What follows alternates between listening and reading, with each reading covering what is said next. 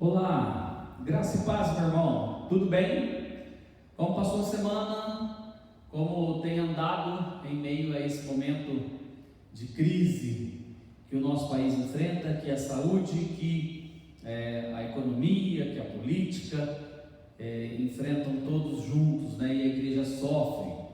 Mas eu, antes de iniciar o meu sermão, quero lhe dizer que a obra de Deus, o poder do reino de Deus, a palavra do Senhor não está algemada e ela continua progredindo, salvando os eleitos de Deus, concluindo os decretos de Deus. E apesar de tudo que estamos vivendo, a boa palavra, eu tenho para você no início, ou antes de iniciar este sermão, que o Senhor Deus continua no seu alto e sublime trono, reinando soberanamente sobre tudo e sobre todos. Tendo dito isso, eu gostaria de pedir para você abrir a sua Bíblia na segunda epístola de Paulo a Timóteo, capítulo 1, versos somente 1 e 2. Nós vamos só falar prefácio e saudação. Nós vamos trabalhar em 2 versículos somente, porque eu tenho que dar um panorama geral da carta para que você possa se inteirar. Estamos iniciando então uma série de mensagens que eu e o seminarista Lucas iremos de modo contínuo, trabalhar verso a verso tudo aquilo que o Espírito Santo nos deixou registrado através da inspiração que ele mesmo concedeu ao santo apóstolo Paulo, escrevendo ao seu filho na fé, ao seu amado conservo, ao seu amado pupilo Timóteo. Vamos entender um pouco mais, vamos ler o texto, falar um pouquinho daquilo que Deus já trabalhou no meu coração, e eu creio que também trabalhará no coração dos irmãos ao longo desta série aí de exposições na epístola. Vamos lá, 2 de Paulo a Timóteo, capítulo número 1, verso 1 e 2. Paulo, apóstolo de Cristo Jesus, pela vontade de Deus, de conformidade com a promessa da vida que está em Cristo Jesus, ao amado filho Timóteo, graça, misericórdia e paz, da parte de Deus Pai e de Cristo Jesus, nosso Senhor. Vamos orar? Pedir a Deus que nos auxilie neste domingo, falando um pouco mais agora através desta exposição. Santo e eterno Deus, nós louvamos o Teu nome, agradecemos pela oportunidade de cultuar ao Senhor nas nossas casas, com os nossos familiares, ou mesmo aqueles irmãos que estão sozinhos, estão ainda assim cultuando ao Senhor, e certamente na mediação do Cordeiro, o Senhor está aceitando o culto dos nossos irmãos.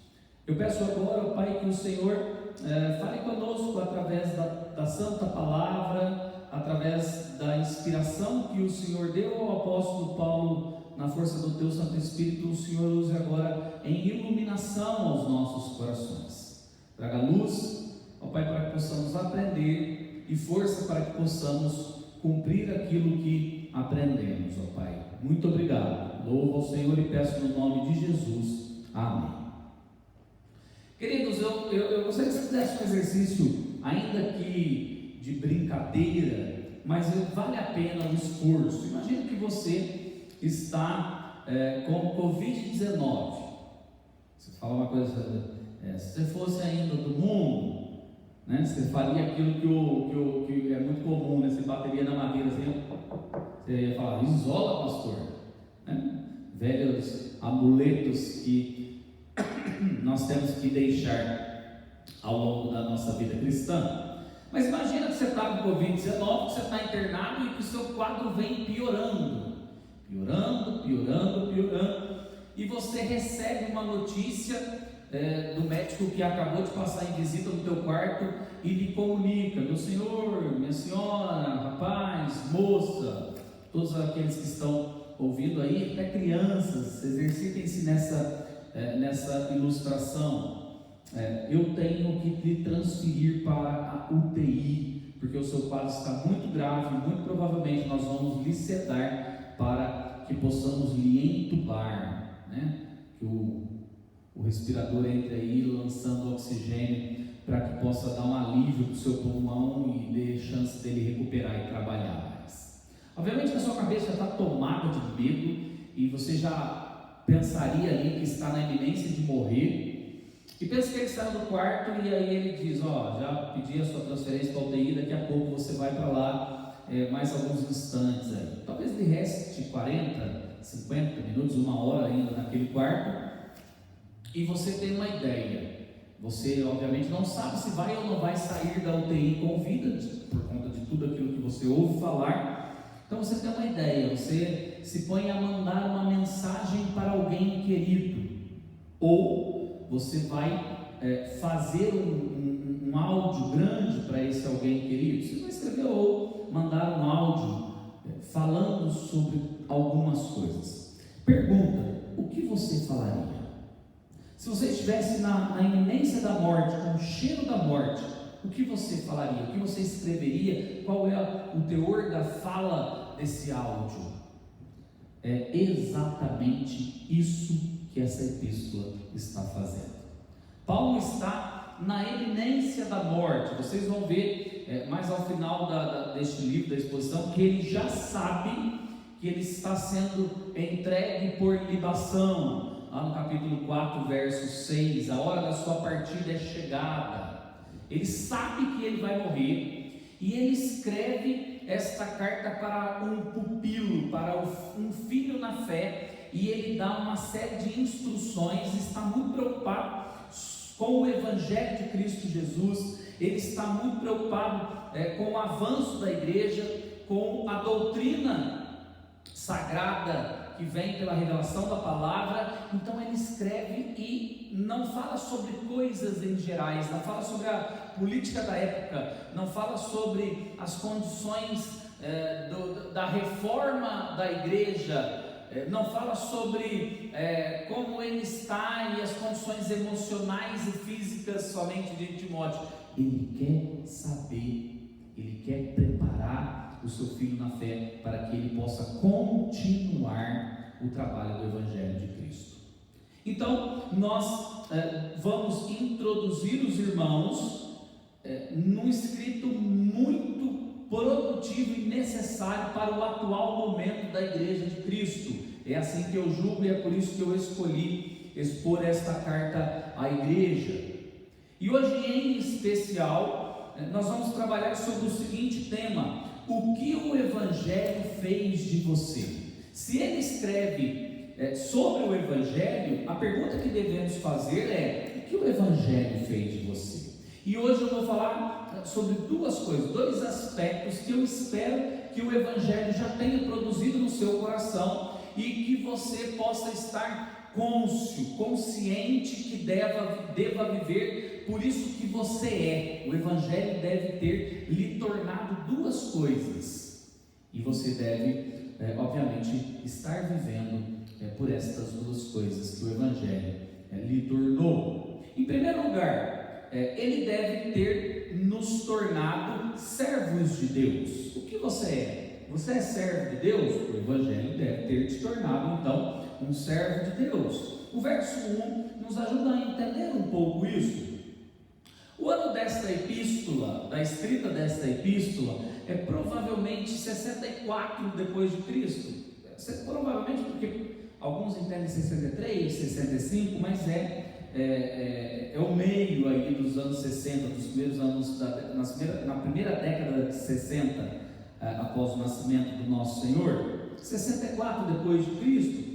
Paulo está preso em Roma, mas não é o primeiro aprisionamento narrado por Lucas, lá no livro de Atos, onde no final de Atos você vê Paulo muito tempo preso em Roma, numa prisão domiciliar, que lhe custaram 2 anos da sua vida ali numa casa, uma prisão domiciliar. Aqui não, aqui é uma prisão mesmo, um cárcere, uma cela muito, muito rústica na tradição das celas romanas, muito pequena, com uma janela só, uma porta, sem muita higiene e que não tem muitos aconchegos dentro dessa cela. E ele está ali preso por conta do Evangelho, e ele vai repetir isso, ele vai falar que ele é um encarcerado por conta do Evangelho, e ele vai trabalhar o aspecto da igreja, da necessidade da igreja se manter firme no Evangelho de Cristo, diante de um aprisionamento muito cruel que ele está sofrendo. Muito provavelmente, e é quase certo, que daqui ele não saiu vivo, ele não foi liberto. Ao final da carta você vai entender que ele foi liberto da boca dos leões, mas ele foi condenado à morte por decapitação. Ele perdeu a cabeça, decapitado literalmente, por ser um cidadão romano, e esta era a morte dada aos cidadãos romanos quando estes são condenados à morte. Pelo título de cidadão romano, ele tem esta clemência aí de morrer sem sofrimento. A sua morte deve ser rápida. Então é muito parecido com a ilustração inicial, porque ele sabe que ele vai morrer, e o tom dele não é de uma continuidade, um avanço missionário, um avanço de ministério dele. O tom em toda a carta vai ser um tom de despedida. É melancólica a carta, é um tom de eu estou realmente partindo, e se eu estou partindo, eu gostaria que você se ativesse a isso, porque isso é o mais importante. E o que é o mais importante na visão de Paulo? O Evangelho de Cristo. E nós poderíamos dividir a carta em 4 cenas, ou em 4 subtemas sobre o Evangelho de Cristo Jesus. No capítulo 1 nós vamos ver que o apóstolo está incitando Timóteo a guardar o Evangelho de Cristo. É como um esboço, pode esboçar aí no canto de uma folha, que ele vai trabalhar sobre guardar o Evangelho de Cristo. O capítulo 2, Paulo incita Timóteo a sofrer pelo Evangelho de Cristo. No capítulo 3, uma terceira divisão aparece, que é perseverar no Evangelho de Cristo. E, por fim, o quarto e último subtema, o tema central da carta é pregar o Evangelho de Cristo Jesus. Então aí nós temos um panorama geral da carta, aonde um homem de idade, preso, escreve a um filho na fé sobre aquilo que é mais importante para ele na vida ministerial.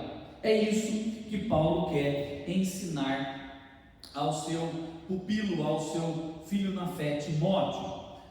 Repare que Paulo inicia falando sobre a vida de serviço que ele prestou ao Senhor Jesus, e ele abre a carta mostrando a sua credencial mais clássica, que acompanha muitas das cartas dele. Ele se diz Paulo, apóstolo de Cristo Jesus.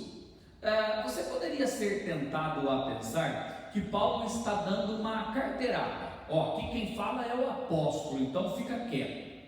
Não, para que você entenda o teor, e ele obviamente está apresentando o ofício apostólico dele, não há nada de errado nisso, mas não é uma carteirada, porque por trás deste chamado, por trás desta palavra, apóstolo de Cristo Jesus, há uma série de situações vivenciadas pelo apóstolo Paulo, que mostram que ser apóstolo é sinônimo de ser servo da igreja, de submeter-se ao ensino, ao cuidado, ao zelo da doutrina, para que a igreja cresça.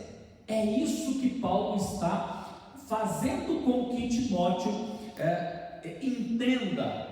E ele é um apóstolo de Cristo Jesus. Por quê? Você vai lembrar, ou os que não se lembram,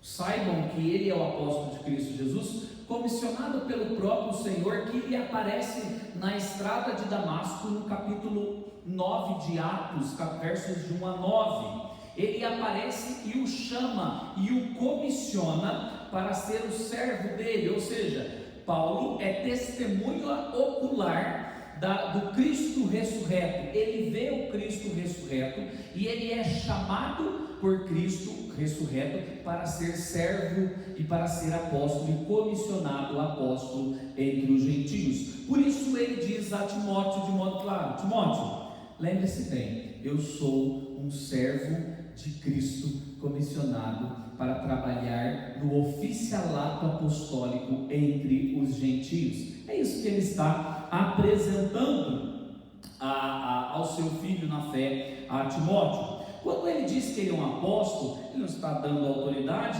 mas sim mostrando a essência deste ser servo. Atos 26, 16 e 18 diz assim: por isso te apareci para te constituir ministro e testemunha, tanto das coisas em que me vistes, como daquelas pelas quais te aparecerei ainda, livrando-te do povo e dos gentios, para os quais eu te envio, apóstolos, eu envio, para lhes abrir os olhos. Então, Paulo foi este homem realmente comissionado por Deus, separado por Deus, para servir entre os gentios. Lembrando somente que gentios é todo aquele povo que não é judeu. Paulo é judeu de nascimento, ele é romano por título comprado, mas ele é judeu de nascimento.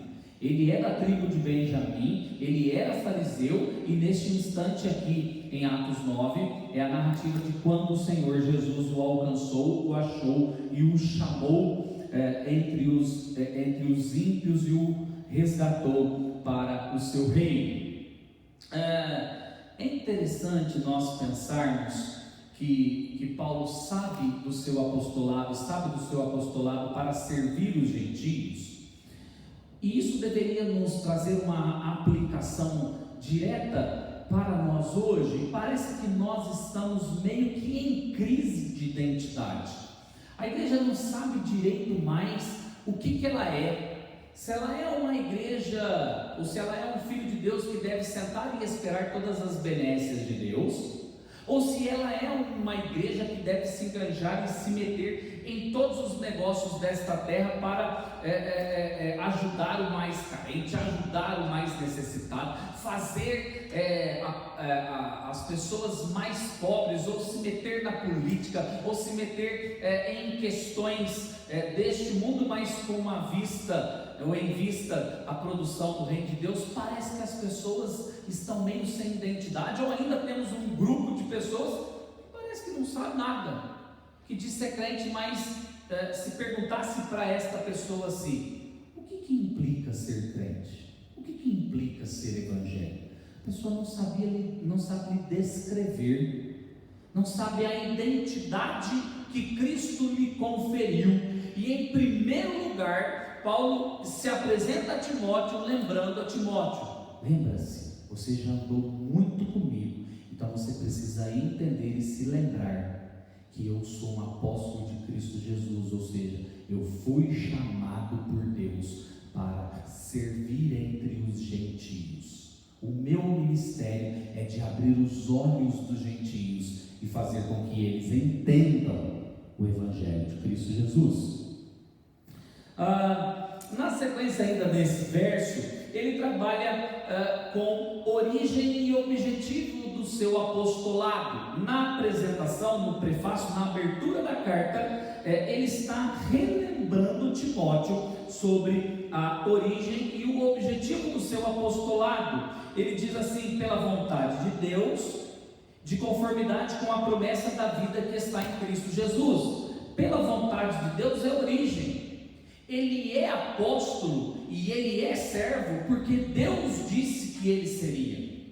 Ele é o que é e ele entende bem isso, por isso ele confere, entende o que ele deve fazer no reino de Deus, porque ele tem clara intimidade com Deus ao longo de todo o seu ministério. E ele fala: foi Deus, pela vontade decretiva e soberana dele, que me fez apóstolo dele, que me fez quem eu sou, um servo para servir entre os gentios. Então ele sabe disso e ele une a sua origem como objetivo, e ele diz assim: de conformidade com a promessa de vida que está em Cristo Jesus. Promessa de vida nada mais é do que sinônimo de evangelho. Paulo está dizendo que ele é chamado para levar vida aos que não têm vida, para servir aos que precisam, para mostrar que só há vida real em Cristo Jesus, e que não há modo de encontrar neste mundo um outro momento de vida que não é no Evangelho de Cristo Jesus. Parece que na introdução da carta, Paulo faz um substrato bem concentrado da sua identidade e a mostra novamente para o seu filho na fé, Timóteo. Paulo diz: eu sou servo do Evangelho, por vontade de Deus, apóstolo daquele que me chamou para servir entre os gentios. Você se lembra disso, Timóteo? É disso que eu estou falando com você. Isso veio mais claro ao meu coração, não obviamente ser apóstolo, já que eu creio que apóstolo bom é apóstolo morto, né? Ali em João, o apóstolo amado, que morreu em Patmos, na ilha de Patmos, o último dos apóstolos. Eu não acredito no ofício apostólico, então não estou falando disso. Estou falando de ser servo e do meu chamado até como pastor. Entendi isso quinta-feira última agora, no sepultamento da nossa irmã Suzy, aqui no cemitério de Vila.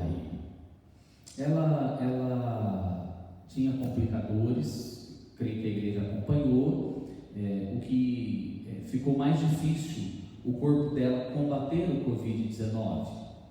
E debaixo da soberania de Deus, obviamente, ela veio a falecer na quarta, e na quinta-feira, não é membro dessa igreja, mas foi por alguns anos minha ovelha, ainda que o seminarista na época, Ivan, que a tratasse, hoje o pastor dela, o reverendo Ivan. Fomos eu e ele e mais os familiares e alguns irmãos, dentre as quais estava nossa irmã capelã Marli, que pôde também assistir ali a família. Então, poucas pessoas. O cenário do cemitério hoje é um cenário muito constrangedor, muito mais triste do que atualmente ele é, porque está proibido os velórios, então as pessoas não têm chance nem de chorar os seus mortos, ou pelo menos chorar ali presencialmente. O corpo fica num adjunto ali, num caminhão frigorífico que fica próximo, sai direto em um cortejo muito rápido, o carro leva até a sepultura, e quando chegou à sepultura, os dois coveiros, obviamente, não conseguiam carregar sozinho o caixão. Aí de pronto o marido foi, o filho mais velho foi, o reverendo Ivan foi, aí eu atrás falei para o marido: Sérgio, quer que eu ajude? Aí também fui, pegamos a sepultura, o caixão, levamos até a sepultura e colocamos próximo só para eles descerem. Um cenário, obviamente, que é um cenário comum para pastores, né, que frequentemente vão a sepultamentos. Mas em meio aos nossos dias, fica mais nebuloso entender Deus nisso tudo. Eu olhei aquela situação, eu olhei o choro da mãe, que copiosamente, desesperadamente chorava, dos dois filhos, do marido, que ainda tentava ser forte, a igreja que ainda tímida ali, porque não podiam ter muitas pessoas mesmo, mas estavam ali acompanhando. E depois, conversando com a Marli, nossa irmã capelã, eu falei para ela: eu acho que isso aqui é um pouquinho do ministério mesmo, de Deus perseverar em nós, e de eu entender um pouquinho que eu sou chamado para isso, para servir. Você é chamado para servir, para contar do amor de Deus, para exemplificar em obras o amor de Deus, para falar que o Evangelho é isso, é eu poder chegar no final e chegar perto da mãe dela, como eu fiz, e falar assim: deixa eu falar uma coisa para a senhora, eu gostaria de lhe dizer que eu não sei o que a senhora está sofrendo, porque eu não sei o que é perder um filho, mas Deus já perdeu o seu filho na cruz e Ele sabe exatamente qual é a sua dor. chora com ele. E não é à toa que o Espírito Santo é chamado de o Consolador. Ele sabe consolar a senhora.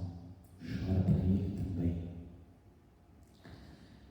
Irmãos, se nós não tivermos em nós a capacidade de servir a quem está do nosso lado, e o melhor serviço que podemos prestar é levar o Evangelho de Cristo em palavras e em obras a quem precisa, digo em palavras e em obras a quem precisa, então nós não servimos para nada. Não adianta os nossos títulos, não adianta os nossos templos, não adianta as nossas Bíblias impressas, se nós não vivermos o Evangelho de Cristo.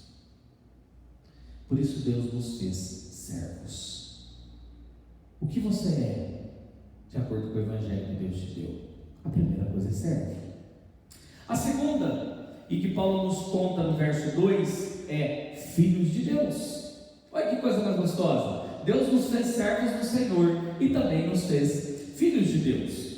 Observa que nós somos introduzidos a quem ele está escrevendo. É a Timóteo que ele está escrevendo. Quem é Timóteo dentro dessa história? É muito propício que você entenda quem é Timóteo. Timóteo, ele é um rapaz que Paulo, na sua primeira viagem missionária, ao passar por sua cidade, ele e Barnabé, na cidade de Listra, essa da onde ele é natural, ele ainda quando jovem, a gente pensa 18 a 20 anos, ele ouve do Evangelho, e ele já instruído, nós vamos entender isso em outros sermões, pela mãe, pela avó, ele ao ouvir o Evangelho de Paulo, a pregação de Paulo, o Espírito Santo o alcança e o converte e muda o seu coração. Por isso Paulo vai chamá-lo de filho na fé, porque é pela palavra da pregação de Paulo que ele vem a ser convertido pelo Espírito Santo. E Timóteo, natural de Listra, se tornou um companheiro missionário de Paulo e foi acompanhando na maior parte da segunda viagem missionária e na terceira viagem missionária, Paulo em todo o processo, até quando está preso em Roma, no primeiro aprisionamento, Paulo tem a companhia de Timóteo. Se você notar, as cartas de Filemão, Filipenses e Colossenses são escritas na companhia de Timóteo. Ou seja, ele é um encarcerado junto com Paulo no primeiro aprisionamento. Timóteo, ele é tão próximo de Paulo, ele entendeu tanto Paulo, que quando Paulo quis que a igreja de Corinto entendesse mais sobre a obra de Cristo, ele usa Timóteo. Segundo 1 aos Coríntios, capítulo 4, versos 16 e 17, diz assim: admoesto-vos, portanto, a que sejais meus imitadores. Olha o que Paulo está falando, e aquela ideia do ser de meus imitadores, como eu sou de Cristo. Eu sou o exemplo da prática de Deus para vocês. Não é que Paulo é Deus ou é Cristo, mas ele é o exemplo de como viver uma vida cristã. O que nós devemos ser exemplos para os nossos filhos, para a nossa igreja, para os crentes ainda em desenvolvimento. E Paulo diz assim: então, vocês devem ser meus imitadores. Por esta causa, para que vocês compreendam como é me imitar, vos mandei Timóteo. Olha que coisa linda! Timóteo imitava Paulo, imitava a vida de Paulo, de abnegação, a vida ministerial, a vida de amor ao Evangelho, a vida de pregação. Lembre-se ou saiba que Timóteo é chamado de evangelista, é um pregador do Evangelho de Cristo. Vos mandei Timóteo, que é o meu filho amado e fiel no Senhor, o qual vos lembrará os meus caminhos em Cristo. Olha que coisa mais linda, olha que relacionamento. Paulo sabe, eu dou para vocês o que eu tenho de melhor, que é o meu filho Timóteo, filho na fé, filho amado, como por toda parte ensino em cada igreja. O que eu ensino em cada igreja, este rapaz, este meu enviado, ele vai mostrar para vocês o que é servir a Cristo Jesus na prática. É esse tipo de relacionamento, e é para este homem que Paulo está escrevendo. Muito provavelmente Timóteo tem de 30 a 35 anos. Então ele está no meio termo do negócio. Ele não é nem aquele ancião experimentado, adulto, depois dos 40, que o judeu e o grego pensavam, mas ele não é mais aquele menino de 18 e 20. Ele já é aquele moço, homem já quase na totalidade da formação, tímido. Você vai ver que Timóteo tem uma personalidade tímida. Se fosse escolher um homem bíblico pareado, parecido com Timóteo, diríamos que é Moisés, aquele que tem que empurrar, que tem que falar, que tem que justificar, que tem que sempre estar cobrando. E você vê que Paulo, ele é paciente com o seu pupilo. Deus está nos ensinando nessa carta, ensinará nessa carta a sermos pacientes com quem Deus nos deu para ensinar. Com a igreja eu devo ser mais paciente. Daqui de púlpito eu quero pedir perdão para os irmãos quando eu não tenho sido paciente com os irmãos, quando eu cobro em demasia, ou quando eu tento estimular além da conta, ou quando em vez de animá-los eu desanimo os irmãos. Isso não é o papel de pastor. Me perdoe, meus irmãos, de coração.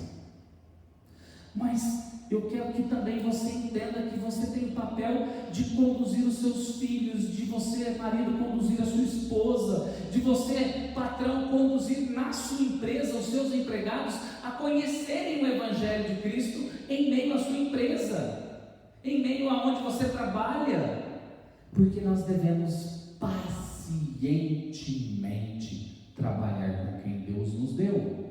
É isso que Paulo vai nos ensinar. E obviamente, irmãos, Paulo chama Timóteo de filho, e ele fala ao amado filho Timóteo, é filho na fé, mas ele sabe que Timóteo é filho de Deus, que por meio do Evangelho se tornou filho do nosso Pai. Ele tem por carinho, mas ele sabe, e ele também sabe isso, ele sabe tão bem isso, que ele usa 3 palavras centrais no Evangelho para saudar Timóteo, para desejar algo que só os filhos de Deus podem experimentar e ter. Observa, 3 palavras maravilhosas que compõem quase que de modo central o Evangelho de Cristo. Primeiramente, ele diz para Timóteo assim, ao amado filho Timóteo, graça.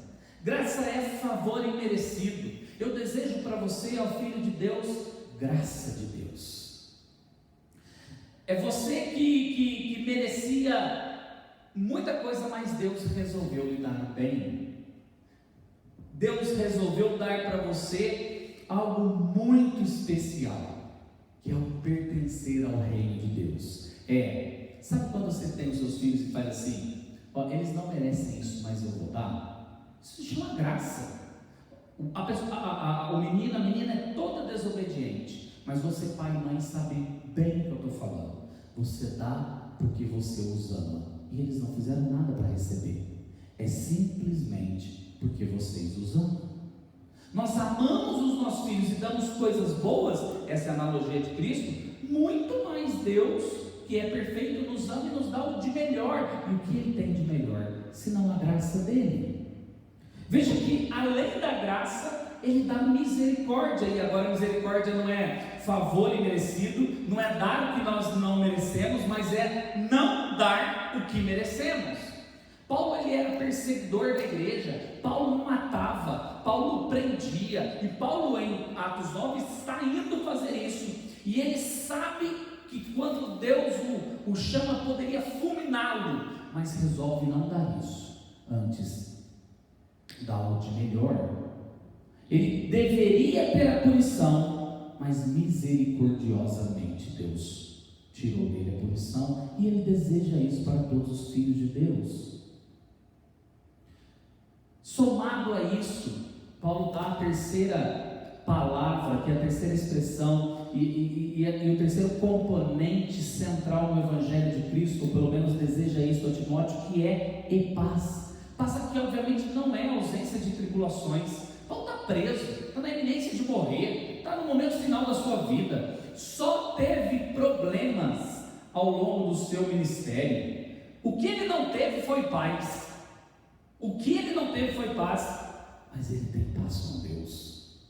Ele tem relacionamento com Deus. Deus não lhe atribui juízo, porque ele sabe que isso foi lançado. A ira foi lançada em Cristo Jesus. E ele tem agora paz para com Deus. E ele deseja isso aos filhos de Deus. E ele pede isso aos filhos de Deus. É tão interessante que você vê que essa saudação pequena termina dizendo assim: eu desejo graça, misericórdia e paz da parte de Deus Pai e de Cristo Jesus nosso Senhor. Parece que é um condensar, que parece que é um miolo mesmo de Deus é Pai, ou seja, somos seus filhos, e Cristo é o Senhor, ou seja, somos seus servos. Se você não entendeu ainda o que Deus está nos ensinando, ou que nos ensinará nessa carta aí, que está trabalhando em nós e está produzindo em nós, é unicamente uma coisa que nós deveríamos assumir como título máximo na nossa existência: somos servos de Cristo e somos filhos de Deus por conta do Evangelho. É isso. É isso. Gostaria de terminar esse sermão fazendo algumas reflexões que Deus traz ao meu coração, oriundas dessas duas verdades, de servos de Cristo e filhos de Deus. Você, meu irmão, minha irmã, são chamados para servir. O Evangelho é algo que Deus nos deu e nos fez de modo transformador seus servos.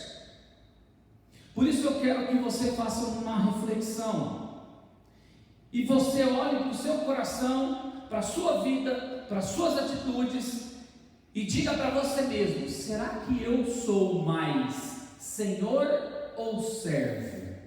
Eu quero mais ser o dono da razão? Eu quero mais ter sempre a razão, mandar os outros, simplesmente sentar e ser servido? Ou eu estou disposto, como Cristo me fez, como Cristo me chamou, como eu sei que eu tenho que ser, abnegar-me, ser totalmente voltado para o serviço cristão? Gostaria que você entendesse quem você é.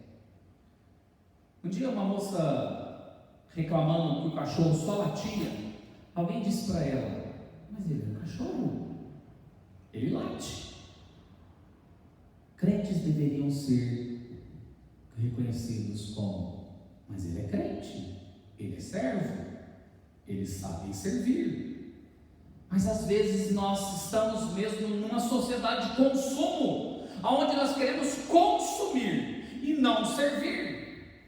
E Deus vai nos relembrar nessa carta, e eu gostaria que nós voltássemos da quarentena com a disposição de: opa, eu fui lembrado quem eu sou e eu sou servo.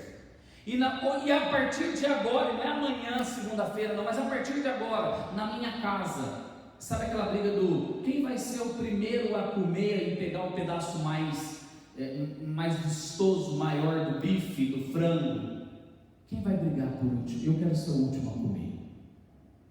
Eu quero ser o último a comer, eu quero servir. Mãe, tem alguma coisa que eu possa ainda fazer? Pai, o senhor quer que faz alguma coisa? O marido fala para a esposa: meu bem, eu posso lhe servir em alguma coisa?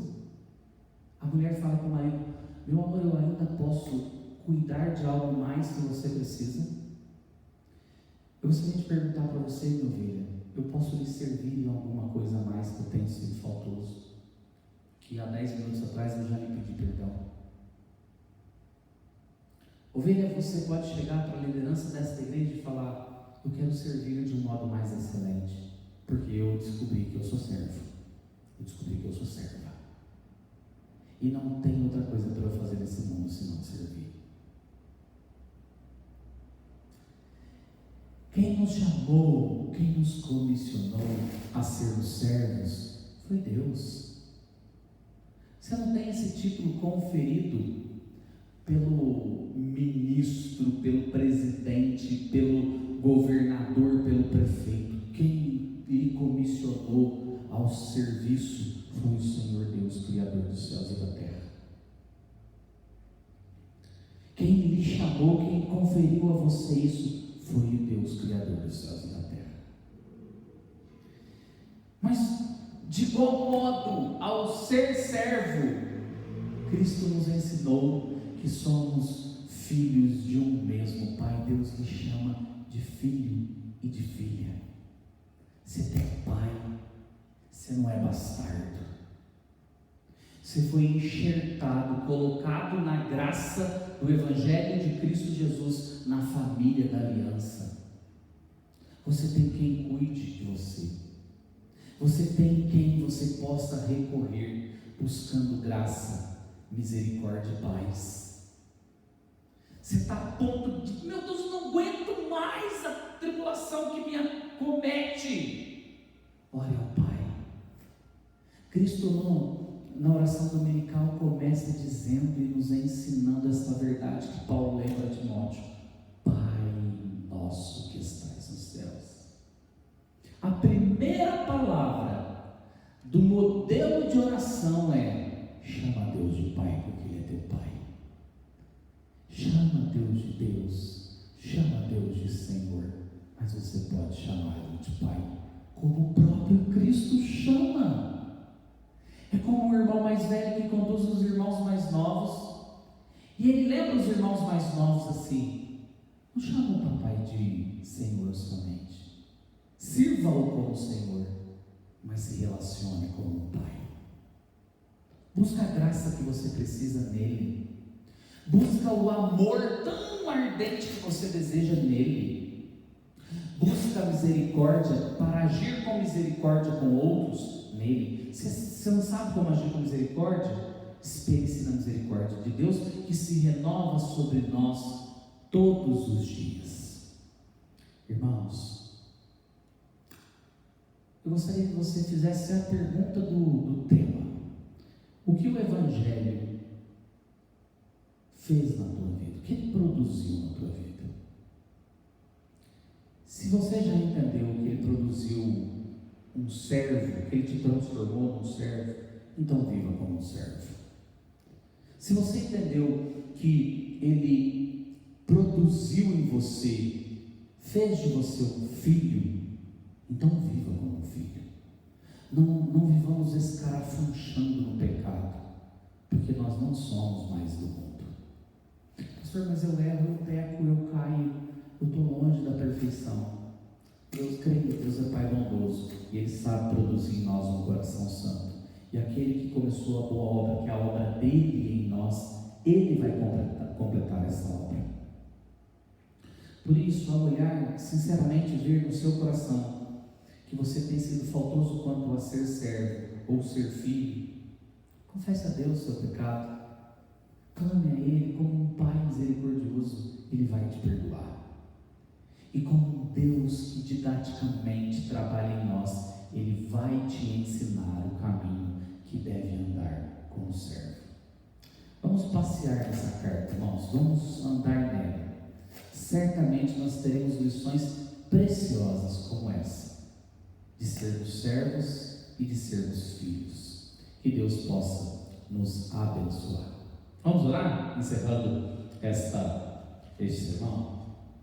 Deus, nós louvamos o Teu nome, Pai. Agradecemos ao Senhor por esse momento.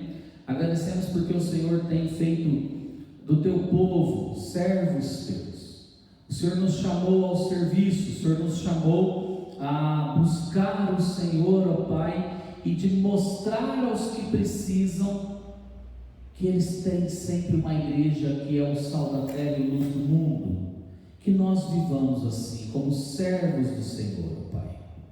Deus, eu peço também que o Senhor possa, Deus, nos ajudar a entender que somos filhos e como filhos não precisamos mais viver, ó Deus, no mundo, longe do Senhor, ó Pai. Que nós tenhamos a clara certeza que o Senhor é o nosso Pai e vivamos a partir desta verdade. Obrigado por esta palavra, por este momento maravilhoso de estudo, ó Pai, que possamos viver a partir disso. Obrigado. Acompanha-nos, ó Pai, na iluminação do Teu Santo Espírito em toda a exposição desta epístola. No nome de Cristo Jesus, no amor de Cristo Jesus, Eu oro e te agradeço e peço. Amém e amém.